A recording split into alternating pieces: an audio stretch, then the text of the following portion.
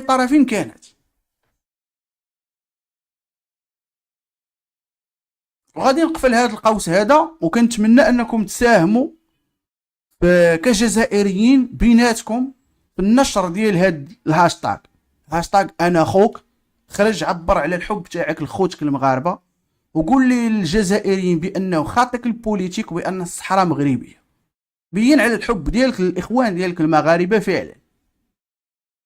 وغادي نسد هذا القوس هذا باش نجاوب ايضا على واحد النقطه اللي قالها واحد السيد.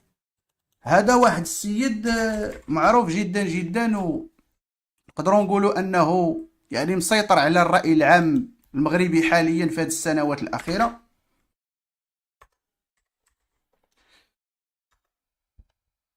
تحياتي الفيكتيم فانتوم. ما تنساوش الاخوان دعمونا، دعموا لنا القناه ديالنا باش اننا نشري واحد الميكرو جديد. دا كيما كتشوفوا معايا اللايف اللي كان هاد القناه البودكاست اللي هي قناه جديده جدا، درت لايف مع رشيد العشعاشي، الدكتور رشيد العشعاشي مع حفظ الالقاب. هاد رشيد العشعاشي قال تقريبا واحد الكلام، بلاتي نحاول انني قدام الفي بي ان تيعرقل شويه الاتصال. حاولوا اننا نشوفوا الفيديو. الدقيقه 14 السي العشعاشي قال مجموعه من الكلمات صافي اللي قال باش انا غادي نرد عليه، رغم انه انا يعني شخصيا احاول ان اتفادى مساله الرد على اي كان، يعني كلها عنده قناته، كلها عنده جمهوره، فانا احاول تفادي مساله الرد على اي كان. ماشي من باب البوز انني غنجيب داك او لا باغي نجيب المشاهدات او لا كذا، لانه كلها واحد يقول لي بغا. لكن هاد النقطه بالذات اللي قالها السي رشيد لا بدا خصها واحد التعريجه وواحد الوقفه باش اننا نوضحوا المفاهيم وما نتلاعبوش بالراي العام، لانه ليس كل ما يقدم جميلا فهو غذاء لذيذ وصحي. ماشي اي ماكله بريزونطابل فيها مجموعه ديال المصطلحات فانسي ووردز، يعني مصطلحات منمقه بالكاريزما ديال السي رشيد، بالهيبه ديالو واللحيه الجميله ديالو، يقدر يدوزها علينا. فغادي نشوفوا شنو قال السي رشيد في هذه اللقطات هذه.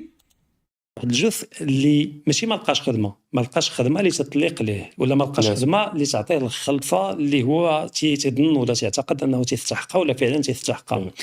اذا هنا كيهضر على اشكاليه الشغل، وانه ماشي بالضروره البطاله هي بطاله عدم وجود فرص شغل، ولكن احيانا المعروض ما كيناسبش الاختيارات الشخصيه ديال الافراد. هذه ماشي هي اللي كانت. ولكن فاش نشجعوا المجيء ديال المواطنين اللي جايين من دول اللي مخربه اقتصاديا تيقبلوا اي اجره كما بغات تكون باش يقوموا باعمال اللي هي صعبه.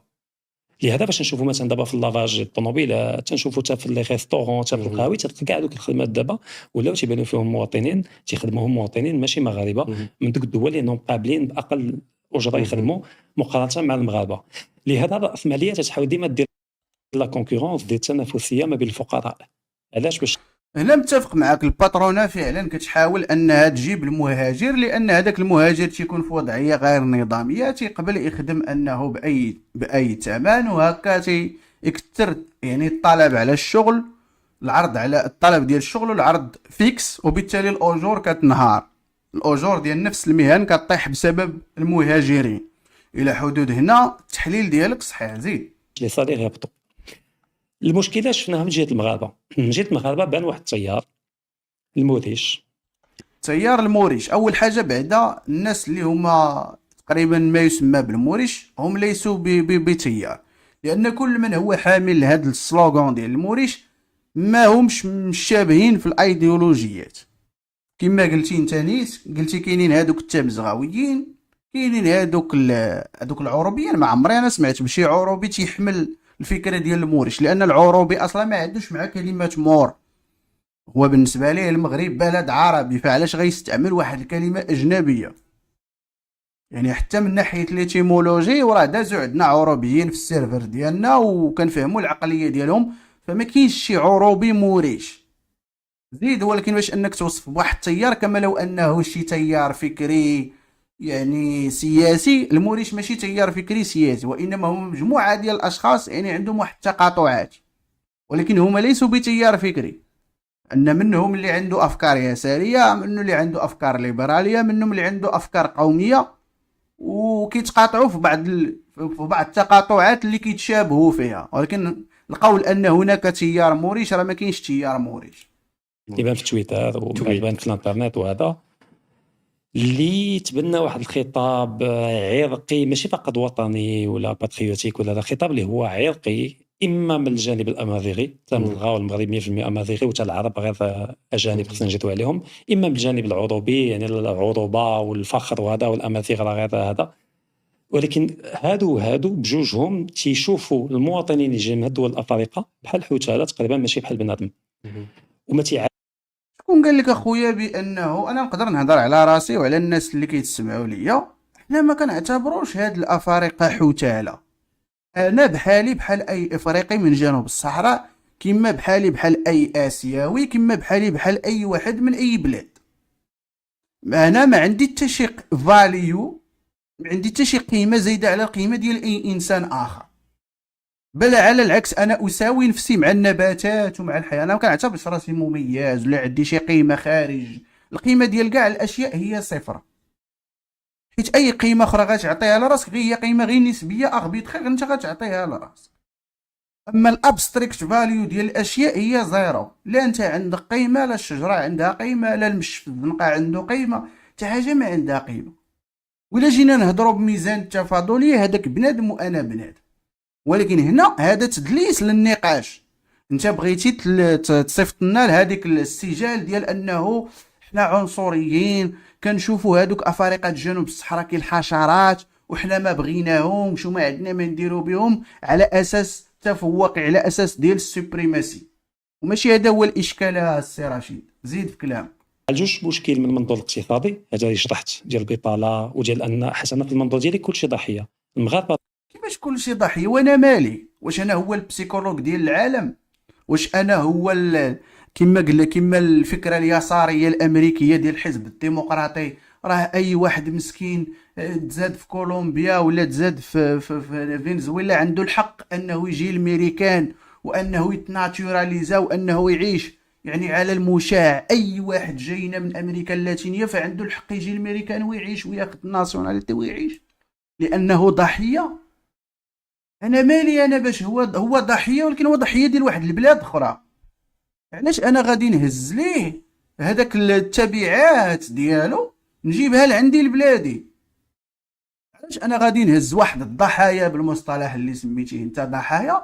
علاش غنجيب انا واحد الضحايا لعندي نزيدهم لعندي؟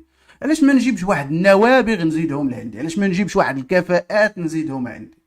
علاش ما نجيبش واحد العقول مستنيره نجيبها عندي؟ علاش غنجيب انا الضحايا اللي غيعمروني بالمشاكل ديالهم؟ الفقراء في المغاربه ضحيه، ودوك الاجانب ضحيه اللي تيجيو من مالي، وهذا بجوجهم يتم الاستغلال ديالهم من طرف الراسماليه المغربيه والعالميه. هما كيتم الاستغلال ديالهم من طرف الراسماليه المغربيه والعالميه. اذا شنو اللي خصنا نحاربوا؟ خصنا نحاربوا هاد الراسماليه اللي باغيه تجيب ليا هاد افارقه جنوب الصحراء اللي غادي يهبطوا الاجور باش ان الاجور تبقى مستقره في واحد الحد ادنى اللي تيوفر سبل العيش الكريم.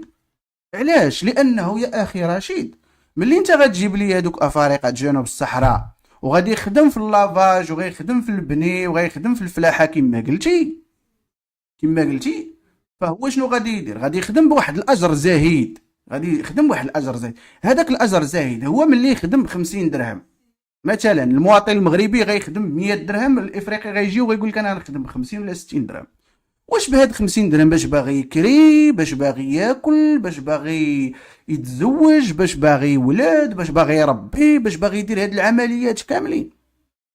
فشنو هو غيدير ليا هذاك الافريقي؟ غادي يجي بهذيك الاجره، غادي يشد ليا واحد الطواليط في السطح، غيسكن ليا في بيته طواليط في السطح، وغادي يدير ليا ولا غيكريو ليا بيت ب20 واحد ولا ب30 واحد لان المدخول ديالو قليل، اولا غيبغي يعيش ليا في الكراج ديال داك المشروع اللي انا مخدمه وعطيه واحد البويته كيعيش فيها، باش انه وغادي اكيد ان هذه الاجره ديال ما كتسمحلوش انه يشتري الصحه ويشتري التعليم، فغيطالب الدوله انها توفر له الصحه المجانيه وتوفر له التعليم المجاني.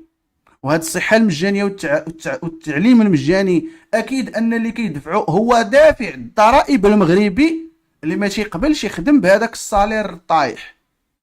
فانت هنا شنو كدير؟ تثقل كاهل دافع الضرائب المغربي لخدمه هاد الرأسماليه وهاد الباترونه اللي ما كتعطيش فير ويج لهذاك الجنوب افريقي او لا افريقي جنوب الصحراء، اللي انا ما عنديش مشكل معاه حيت هو افريقي من جنوب الصحراء، كما انا ما عنديش مشكل مع سوري لانه سوري، كما ما عنديش مشكل مع امريكي لانه امريكي.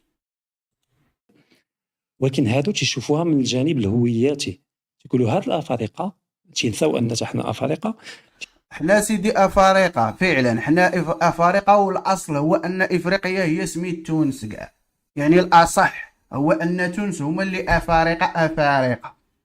اما هادوك اللي لتحت حتى السميه الاخرى اللي كانت مطلقه عليهم كان سميتهم القبولان او لا القبلان اللي هي اقبلي بالامازيغيه، اللي هما دوك القبائل ديال السودان الغربي والسودان الشرقي.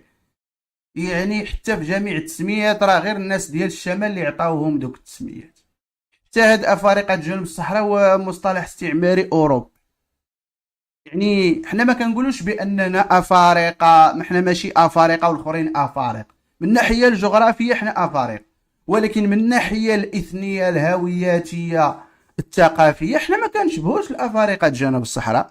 الفينوتايب ديالنا لاغاس فينوتيب انت ما كتشبهش لسانونغو ولا ديوب في الوجه ديالك وقسمات الملامح ديالك. عندك جمجمه قوقازيه، عندك واحد السحنه مغربيه حنطيه، عندك واحد النوز بريدج ديال الميديتيراني. يعني انت ما تتشبهش ليهم وكتهضر بواحد اللغه ماشي من اللغات ديالهم. يعني حنا مختلفين نوعا وكيفا على افارقه جنوب الصحراء، وهذه واقع كنعرفوا انا كما كيعرفوا هذاك الافريقي جنوب الصحراء. اذا باش انه ندير واحد التعايش، البيولوجيا البشريه تقتضي واحد القدر من التجانس، واحد القدر من انه انا وياك يكون بيناتنا شويه ديال التشابهات والتقاطعات المقبوله اللي كتسمح باش انه تبنى بيناتنا واحد الثقه تعامليه ديال الثقه اللي قائم عليها الاقتصاد، اللي قائم عليها التعاملات الانسانيه. لانه الاقتصاد ماشي هو العرض والطلب كما قلتي السي رشيد. الاقتصاد ماشي هو الانتاج، الاقتصاد هو دراسه القيمه، ليتود دو لا فالور. كندرسوا القيمه كيفاش كتنتج، شنو هما المؤثرات اللي كتاثر فيها، كيفاش كنتعاملوا معها، كيفاش كنحسبوها، كيفاش كنميزيرو. اذا دراسه القيمه هي الاقتصاد. اما اي حاجه اخرى غتقولها من بعد هي تفرع لهاد دراسه ديال القيمه. فهاد الافريقي جنوب الصحراء كونه مختلف عليه هوياتيا وثقافيا راه ايضا تفسد الاقتصاد، والمستفيد الوحيد كما قلنا هو ملء جيوب الباترونه اللي دائما تسعى الى القضاء على الاجير. الباترونه كتحاول بجميع الطرق باش انها تنقص الاجور وباش انها تخلص من الاجير، سواء عبر جلب العماله الخارجيه الرخيصه، سواء عبر الاتمته بالروبوتات والذكاء الصناعي. فهما دائما الراسماليه تحاول باش انها تخلص من الاعباء وانها تماكسيميزي الربح ديالها.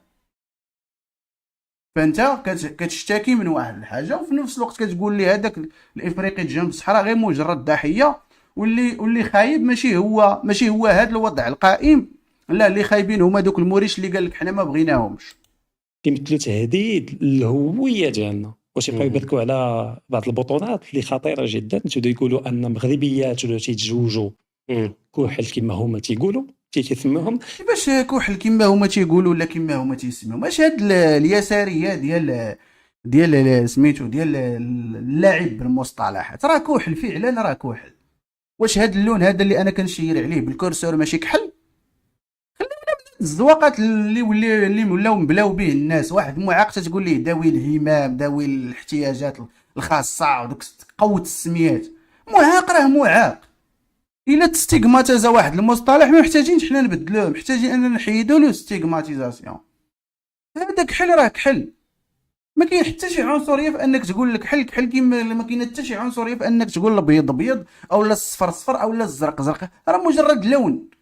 راه انت ملي كتقول بانه هذوك كحل كما تيقولوا ليهم، راه انت تلقائيا اعطيتي واحد النيجاتيف كونوتيشن، اعطيتي واحد توصيف سلبي لهذاك المصطلح، وبانه احنا ما خصناش نقوله لان عنده حموله سلبيه، في حين انه مجرد توصيف. هذا الميكرو اللي انت كتهضر به كحل، كما هذاك سانوغو من السنغال راه كحل. اذا فينا هو سميتو هاد الخربوقيه اليساريه ديال كما تيقولوا ليه كحل زيد. وهذه تتمثل خطر الهويه المغربيه. وهذا اللي كيمثل خطر على الهويه المغربيه السي رشيد ماشي هو هاد 100,000 ولا 200,000 ولا 300,000 اللي غادي يجيو عندنا في هاد السنوات. اللي كيشكل خطر على الهويه المغربيه هو انه عندنا واحد 160 حتى 200 مليون نسمه ديال الافارقه جنوب الصحراء اللي هما كما قلتي ضحايا بالوصف ديالك، يعني ما عنده حتى موهبه، ما عندوش كفاءات، ما عندوش تكوين، ما عندوش وعي جمعي، ما عندوش وعي وسلوك مدني. وفي حين ان المغاربه معدل الاستبدال ديالهم نقص، وغادي نزيدو نتناقصوا في المواليد ديالنا وغنبلافونيو في 2045. البديل هو غادي يوقع لنا غزو افريقي، وهذا الغزو الافريقي غادي يبدل الديموغرافيه ديال المغرب، وما غاديش المغربي ديال 2070 يكون كيشبه لك نتايا وكيشبه لي انا. وهذا فعلا تهديد وجودي، الوجود ديال لا دي ان ديالي انا بالمفاهيم التركيبه ديالو غادي ينقرض في هذه البلاد السعيده، لانه غادي نولي انا اقليه في هذه البلاد، وتلقائيا ما غنوليش انا هو هذه البلاد، ما غتبقاش ديالي. زيد كلام فارغ ما عنده حتى شي اساس. لان فاش نشوفوا العدد ديال دوك المواطنين اللي جايين من دول جنوب افريقيا من هنا الساحل غتمرر الافريقي مغالطه وغتقول يلقاو بانهم شحال 50,000 50,000 30,000 يا واحد. سيدي 30,000 ولا 50,000 انا ما باغيهمش، يكونوا تا 10 الناس انا ما باغيهمش. واش جاي عندي بوراقه ولا ما جايش عندي بوراقه؟ جاي عندي بوراقه ومرحبا، ما جايش عندي بوراقه وانا ما باغيهش. يكون جنوب افريقي من جنوب الصحراء، ولا يكون تونسي، ولا يكون اسبانيوني، ولا يكون من اي بلاد، انا ما طلبتوش باش انه يجي لعندي وجا عندي، فانا ما عندي ما ندير به. يكون 50,000 ولا 70,000، فما بالك الى انت جايب لي واحد الانسان اللي هو ضحيه. واخا هو ماشي ضحيه، ما بغيناش ندخلوا في الرئيس رياليزم اللي انت اكيد كتنفيه، ما باغيش ندخل النقاش ديال الرئيس رياليزم، وان افارقه جنوب الصحراء معدل الذكاء ديالهم طايح، وداك الشيء علاش الاقتصادات ديالهم طايحه. اكيد انك غادي تستعمل ورقه الاستعمار وورقه الفساد وورقه دوك الاوراق الخربوقيه اللي كاع الويب العالمي كيستعملها، وديك منظومات اليسار كتستعمل هذه النقاشات، عوض الحديث عن السبب الحقيقي علاش الافارقه متخلفين، حيت مش مساله جينيه ديال الاي كيو.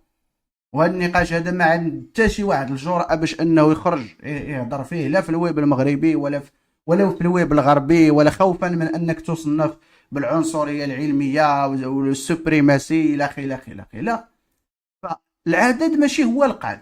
ما تجيش دير لي هذيك المغالطه ديال واتا انت راه سرقت لك هي معلقه ديال اللوبيا من التبصيل الكبير ديالك. المبدا هو انك ما تسرقش ليا، المبدا هو انه الا انا ما بغيتش نعطيك الفلوس راه ما غتاخذهمش من عندي. راه ما تجيش تسرق ليا 5 دراهم من بسطامي وتقول لي واتا انت راه غير 5 دراهم فاش جاتك، انت عندك هنايا مليون وانا هزيت لك غير 5 دراهم فاش جاتك. هذه مغالطه رقميه ما تدوزهاش علينا، الله يخليك السي راشد. هاد الناس حنا ما بغيناهمش، لا 5 لا 10 لا واحد ما بغيناش.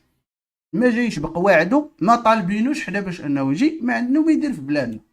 غنقولوا الاحصائيات غلطه. 100,000 واحد، واش 100,000 واحد جاو غادي يهدوا الهويه تاع 38 مليون غادي مغربي يهددوا ومغربيه؟ لنا الهويه ديالنا على مدى ولكن البعيد. هذا الخطاب تلقى واحد الارضيه خصبه اللي مبنيه على المخيله ديالنا الامبراطوريه اللي فيها البذور ديال العنصريه. لهذا هنا غيدوز القضيه عبيد البخاري ما كذا من بعد السي رشيد غيدوز لفكره دوله الافكار، بانه شنو هي دوله الافكار الاخوان؟ هو انه مادام انا وياك عندنا نفس الايديولوجيه، يعني عندنا واحد المنظومه قيميه ديال الافكار متشابهه، فنقدروا نتعايشوا في هذاك البلد بكل حب وسلام.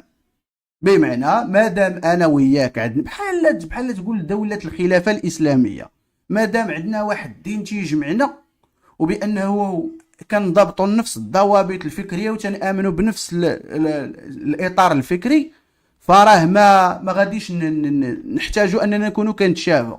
يعني غنوليو داك الميلتين بوت، سانوغو مع صديقه محمد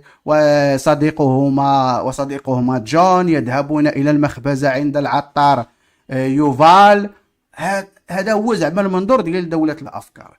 but is it true is it true الا كان هاد دولة الافكار هي دولة ناجحة، علاش الصهاينة اللي كيمولوا هاد الشيء ديال الهجرة، كيمولوا لاندستري ديال الاباحية وهاد الشيء كامل، علاش هما باغيين يكونوا اثنو ستيت؟ علاش هما باغيين يكونوا دولة ديال اليهود وكيتشابهوا مع بعضياتهم؟ وما كيقبلوش بهذوك اليهود الاثيوبيين، وما كيقبلوش بدوك الهنود اللي باغيين يلصقوا فيهم. ما وانا بك متزوج نجي نعيش في اسرائيل، ما كيقبلوش.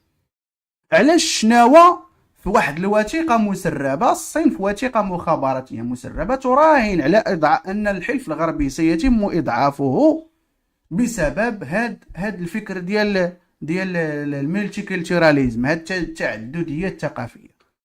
حنا كبشر وان كنا نسعى الى التخلص من قيود البيولوجيا ديالنا، الا انه رحنا مادام ما درناش شي تعديل نورولوجي في المنظومه العصبيه ديالنا، راه هاد الافكار كتبقى افكار نظريه، ومجرد ما تجي تطبقها في الواقع تصطدم بحاجز البيولوجيا وكتخسر. بحال كما الفيمينيزم، بحال كما جميع الافكار التقدميه ديال البروغريسيفيزم، دائما تتصطدم باطار الواقع وكتفشل. ما يمكنش انت غادي تجي تساوي ما بين المرأة والرجل، فكرة مستحيلة، ودائما ملي غتبغي تطبقها غتلقى معارضة وغتلقى مقاومة بيولوجية اللي كتحاول انها تعدل الوضع الطبيعي باش يرجع لحالة البيولوجيا.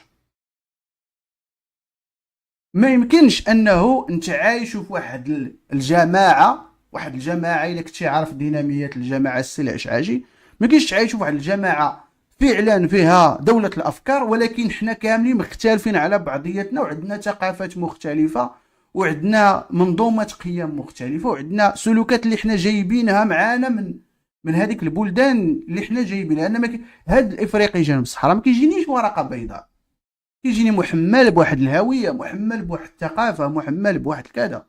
وإلا كنت انا ما طالبوش وغادي يجي يدير لي الماس ايميغريشن، الهجرة الجماعية، هنا غادي يفرض عليا هو الثقافه ديالو وما غيندمجش في الثقافه ديالي، وهكا غيخلق ليا واحد الريفت. وانت ما تحتاجش انه سميتو ما تحتاجش انه الذي ينظروا ولا سير غير الاحياء اللي اليوم عامره بهاد افارقه جنوب الصحراء، وشوف دابا كيفاش كيوقعوا عندك المشاكل. كما قلت لك دابا انت غتصيفط غير بوليسي غتصيفطوا الحي مغربي، كما تنقولوا كاينه هذيك علاقه التاثر والتاثير الناتجه عن انه كنتشابهوا.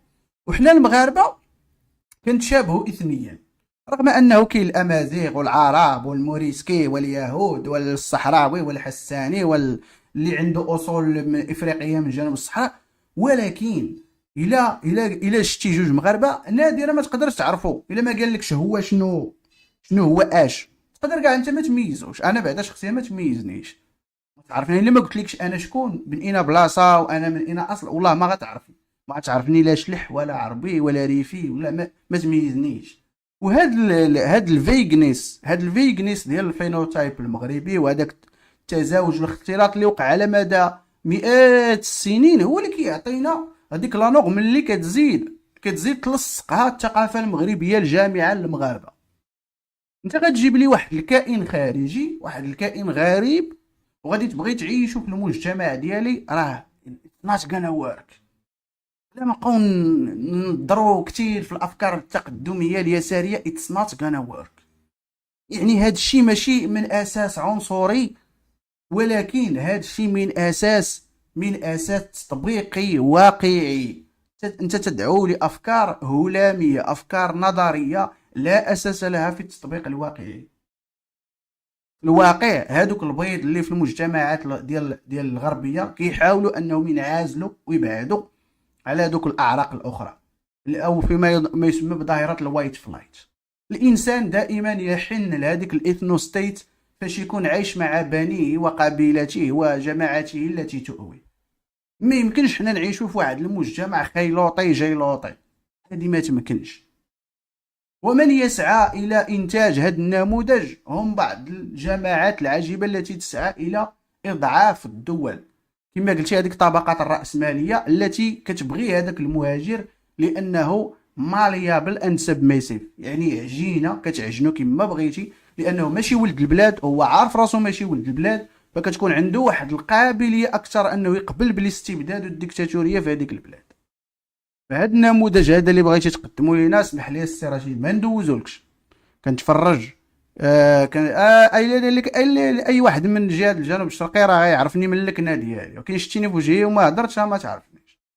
هاد الهضره هادي انا كنتفرج بزاف المحتويات اللي كديرها وكيبارطاجيو الناس في الديسكورد عندنا الفيديوهات ديالك، وكنحترموا الافكار ديالك وعندك ما تقول وانت قامه واضافه للويب المغربي وكاع هذا الكلام الجميل وعندك الجرأة باش انك تخرج يعني بلا بيرسوناليتي الحقيقيه ديالك تعبر على الافكار ديالك.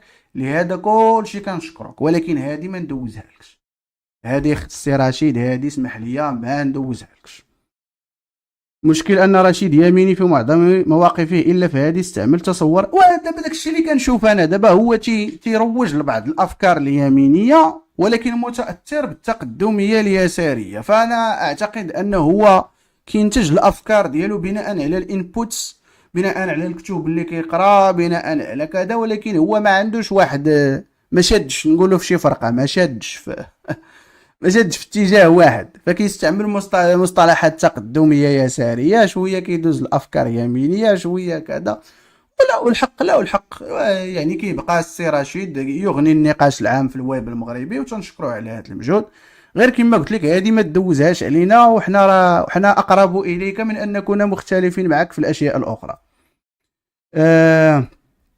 ما شراش خطيرة سيوجه الشعب المغرب على أمره بالأرقام 64 مليار دولار ديون وانهيار اقتصادي، زوبعات الجبهة الداخلية الأحزاب والنظام الخزاني والشأن العام. زيد القدام تيقول نوار عبد الرحمن، انت السي نوار عبد الرحمن، هذا الإخوة من أبواق الفتنة، يشجع على المزيد من العداوة بين الشعبين الشقيقين المغربي والجزائري، واحد من الذين يتقاضون الأموال الحرام، أموال المال السائب من أجل زرع بذور الفتنة وتشتيت أواصر الأخوة والمحبة بين